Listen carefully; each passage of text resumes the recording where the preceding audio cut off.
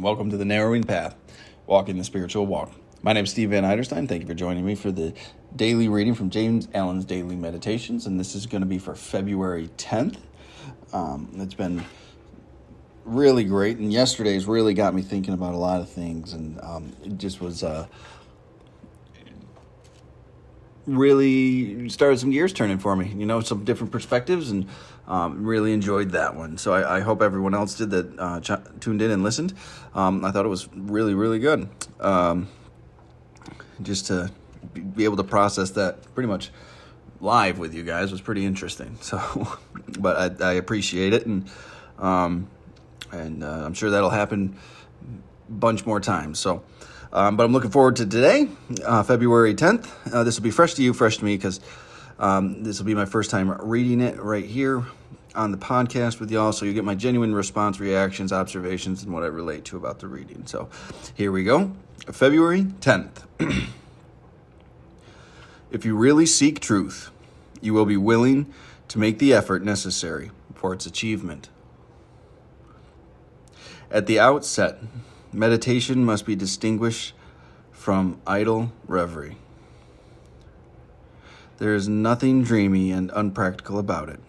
It is a process of searching and uncompromising thought which allows nothing to remain but the simple and naked truth. Thus, meditating, you will no longer strive to build yourself up in your prejudices, but, forgetting self, you will remember only that you are seeking the truth.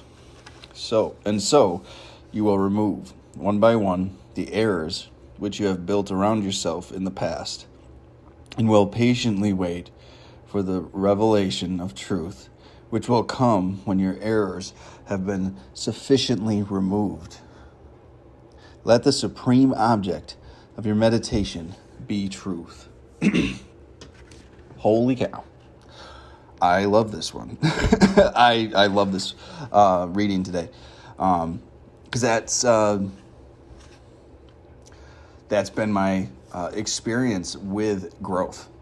That has been my experience with learning about my character defects, with learning about my behavioral patterns, with learning about my thought patterns, my beliefs, my everything.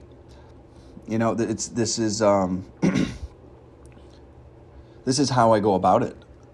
With also with writing inventories and journaling sometimes, and pen to paper, but meditation's a large thing, and just going through that and trying to strip away all of my old thinking and my prejudices to try to get down to the honest truth about what's going on. It opens with, if you really seek truth, you will be willing to make the effort necessary for its achievement. And you can't know truth without being willing to take those steps. Like, to seek truth, to seek spiritual truths, there's some work that goes along with it. There's some pain that goes along with it too. It's letting go of some old thoughts, some old ideas, some old behaviors, thought patterns, beliefs, people.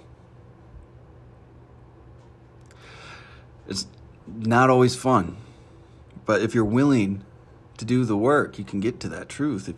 If you really seek, it says, truth. If you really seek, if you really, really say, this is what I want, the willingness to get there will show up. That's been my experience. He goes on to say, at the outset, meditation must be distinguished from idle reverie.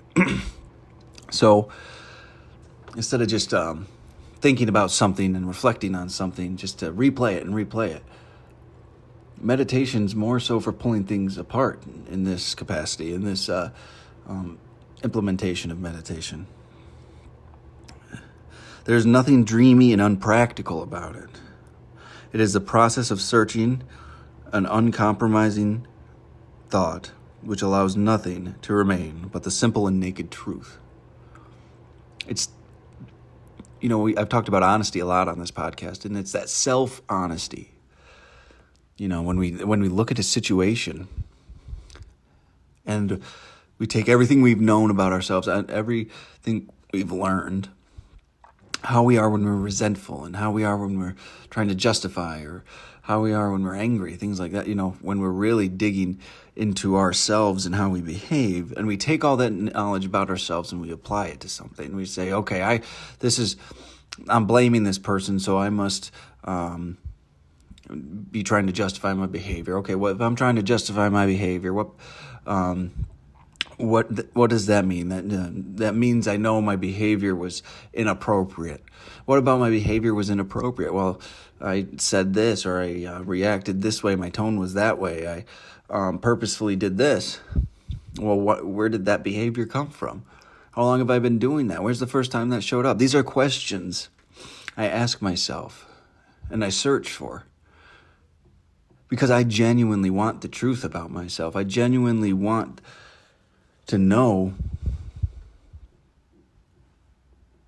me and how I function, and I genuinely want to know how to grow spiritually and how to stop this from happening so I can make the right decisions next time, or I can at least make the better ones, so I'm not continually making the wrong ones. That's very important to me. He goes on to say, thus meditating, you will no longer strive to build yourself up in your prejudices. I'm not going to sit there and say I was right because of this, because of this, because of this, because of this.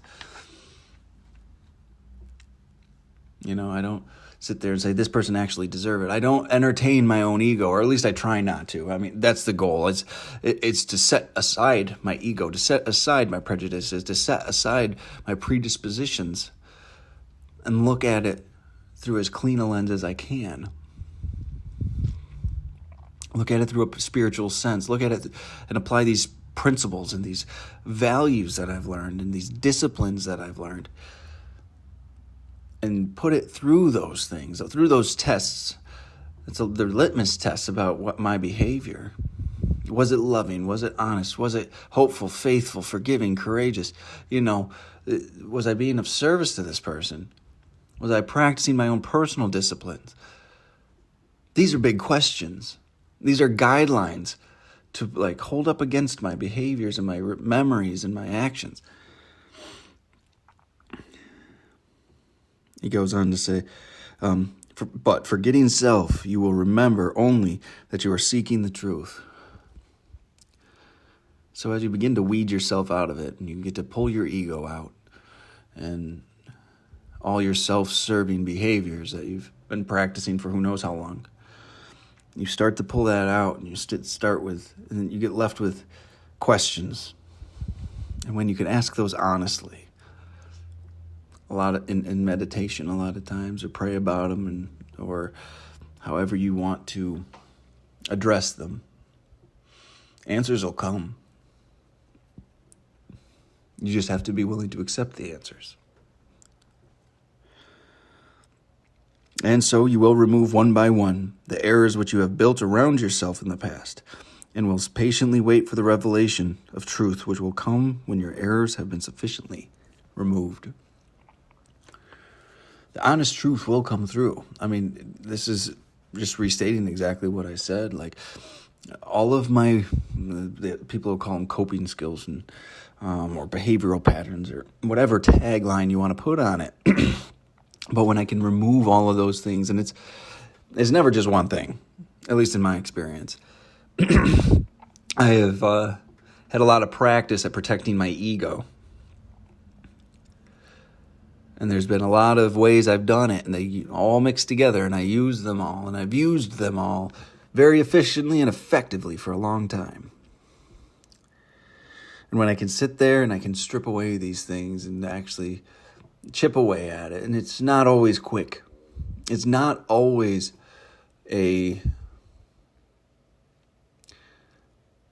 fast process. Sometimes it takes multiple meditations, or sometimes it takes days or weeks, and writing and praying and talking to other people about it, finding people that have had similar experiences to me.